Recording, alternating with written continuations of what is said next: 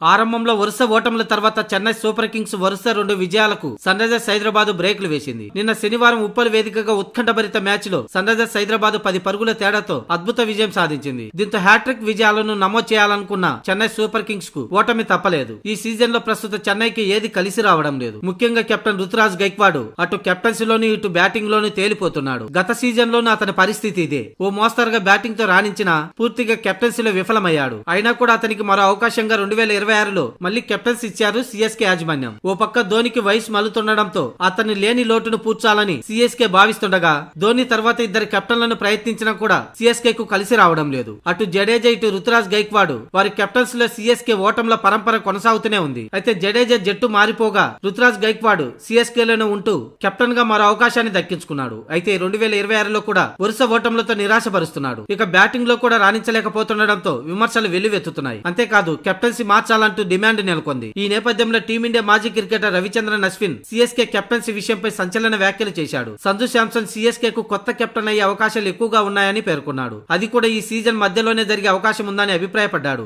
ఒకవేళ ఈ సీజన్ లో కాకపోయినా భవిష్యత్తులో మాత్రం శాంసన్ సిఎస్కే ను నడిపిస్తాడని జోస్యం చెప్పాడు. ప్రస్తుత వరుస పరాజయాలతో సతమతమవుతున్న సిఎస్కే కు కెప్టెన్స్ అనుభవం ఉన్న ఆటగాడు అవసరమని, ఈ విషయంలో సిఎస్కే కు మొదట ఛాయిస్ సంజునేనని తెలిపాడు. గత ఏడాది వరకు సంజు శాంసన్ రాజస్థాన్ రాయల్స్ కు కెప్టెన్ గా వ్యవహరించడంతో పాటు ఓసారి ఫైనల్ చేరినట్టు గుర్తు చేశాడు. దాంతో సిఎస్కే యాజమాన్యం ఈ సీజన్ మధ్యలోనే రుతురాజ్ గైక్వాడ్ ను తప్పించి సంజు శాంసన్ కు బాధ్యతలు అప్పగించిన ఆశ్చర్యపోవడం అవసరం లేదంటూ చెప్పాడు. అటు బ్యాటింగ్ ఫామ్ నేమ్ తో సతమతమవుతున్న రుతురాజ్ ఈ సీజన్ లోనే కెప్టెన్సీ వదిలేసి సంజుకు అప్పజెప్పడం ఖాయమని అశ్విన్ పేర్కొన్నాడు. ప్రస్తుతం అశ్విన్ చేసిన ఈ వ్యాఖ్యలు సోషల్ మీడియాలో వైరల్ గా మారాయి. కాగా ఎంఎస్ ధోని సారథ్యంలో చెన్నై సూపర్ కింగ్స్ 5 సార్లు ఛాంపియన్ గా నిలిచిన సంగతి తెలిసింది. అయితే ధోని కెప్టెన్సీ నుంచి తప్పుకున్నాక సిఎస్కే ఆశించిన స్థాయిలో రాణించడం లేదు. ధోని తర్వాత కెప్టెన్లు ఎందరు మారినా సిఎస్కే మరో టైటిల్ కొట్టడంలో మాత్రం విఫలమైంది. 2022లో ధోని స్థానంలో రవీంద్ర జడేజాని కెప్టెన్ గా నియమించింది. కానీ కెప్టెన్ గా ఒత్తిడిని తట్టుకోలేక జడేజా దానిని మధ్యలోనే వదిలేశాడు. దీంతో గత్యంతరం లేక మళ్లీ ధోనికి కెప్టెన్సీ బాధ్యతలు అప్పగించారు. ఇక ఆ తర్వాత 2023లో సిఎస్కే ను ధోని నడిపించి